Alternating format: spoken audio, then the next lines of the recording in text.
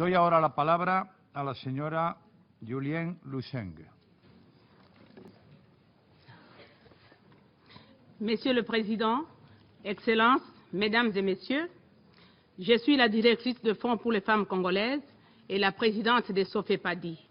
Je suis là aussi au nom du groupe de travail des ONG sur la femme, paix et sécurité.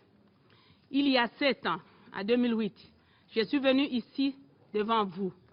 Je vous ai décrit les conflits qui se déroulent dans mon pays, la RDC. Je vous ai peint en détail les violences sexuelles, les meurtres et les massacres.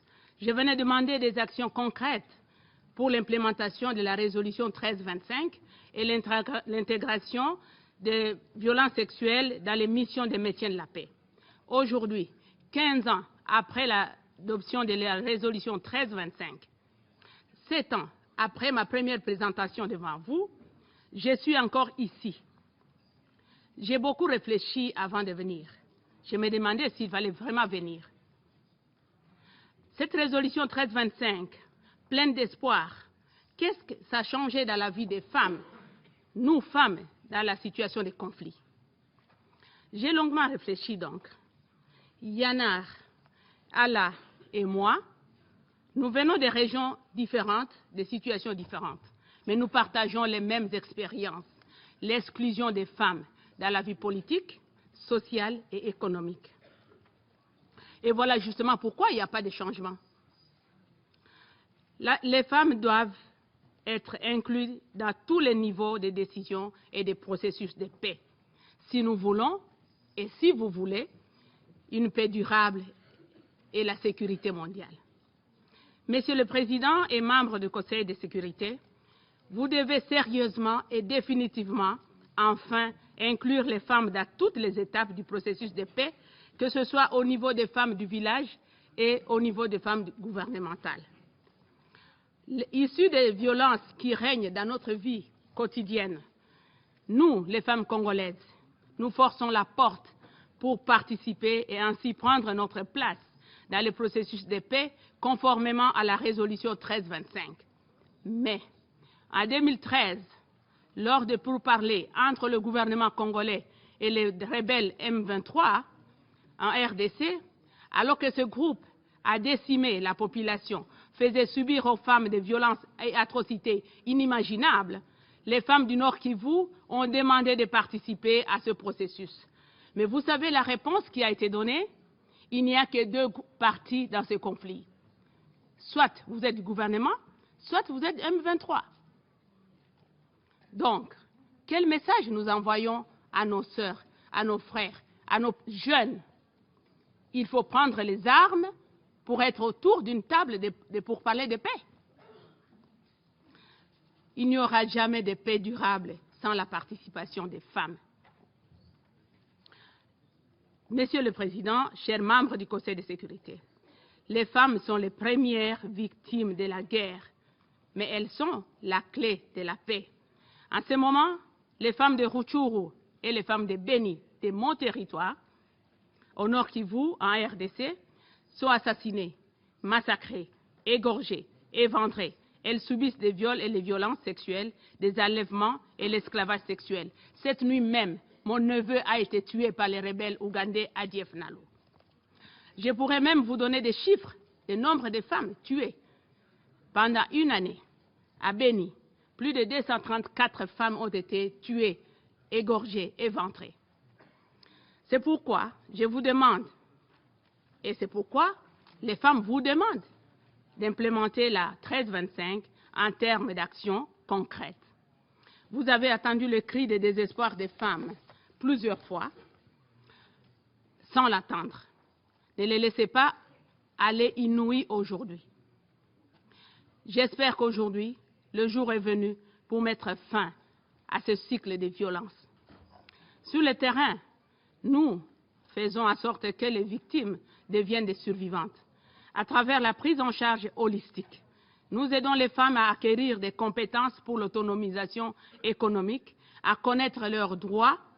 Nous facilitons leur réintégration dans leur communauté pour qu'elles participent au développement en tant qu'agents de changement. Ainsi, elles retrouvent leur dignité.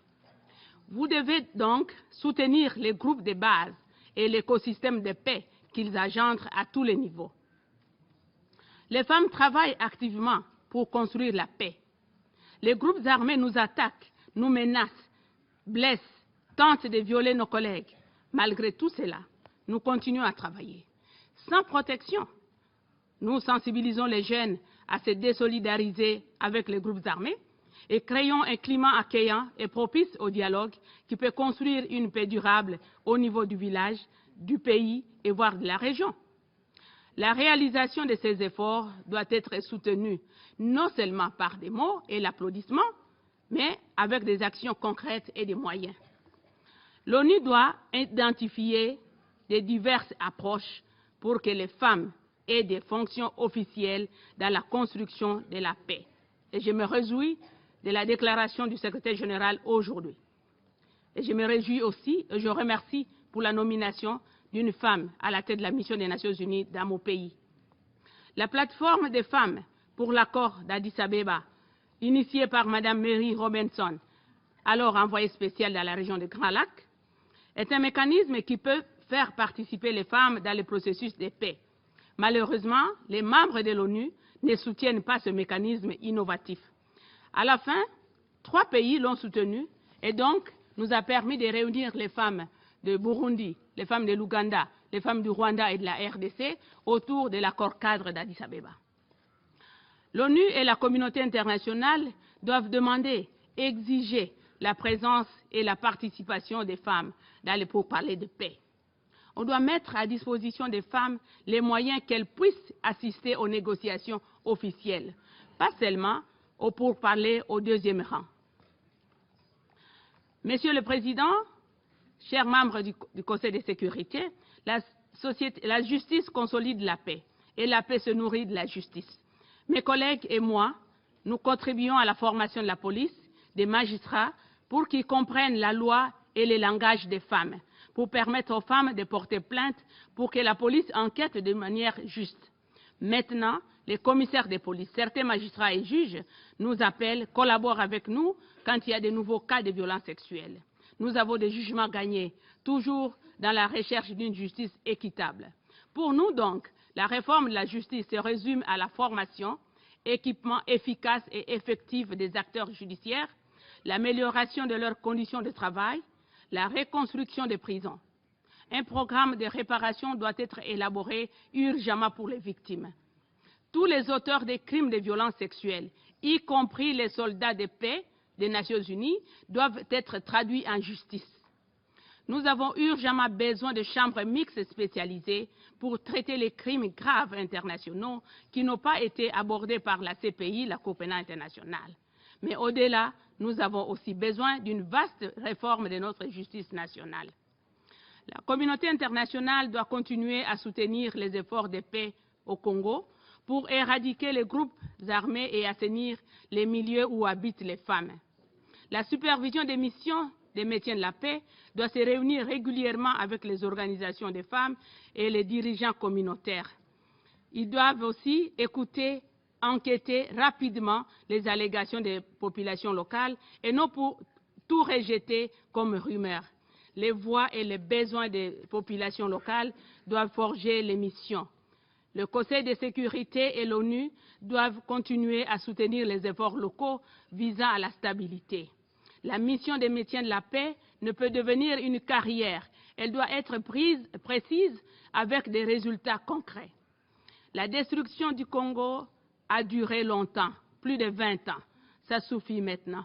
Après 15 ans de bonnes intentions, il est grand temps maintenant de donner aux femmes l'autorité, les outils avec lesquels elles peuvent construire un monde meilleur pour tout le monde. Pour terminer, il faut donc prendre des actions contre les dirigeants qui prônent la terreur et la violence pendant les élections. Parce que sans qu'il y ait des élections équitables et en sécurité, il ne peut y avoir de démocratie et de paix durable. Je vous remercie.